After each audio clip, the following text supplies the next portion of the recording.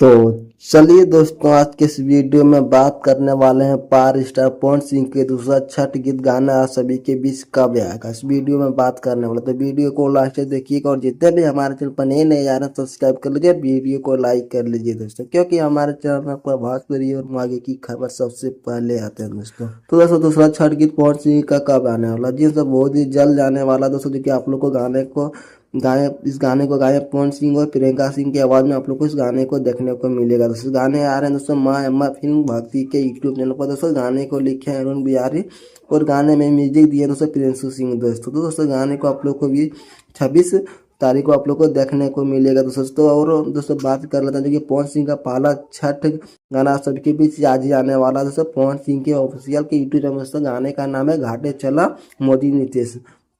दोस्तों आप लोग तैयार रहिएगा दोस्तों, बहुत अच्छा गाना आने वाला है आज ही दोस्तों। और 26 तारीख को भी आने वाला पवन सिंह का दूसरा छठ गाना। तो आप लोग यही था वीडियो कैसा लगा जरूर बताइए, मिलते हैं नेक्स्ट वीडियो में। तो धन्यवाद।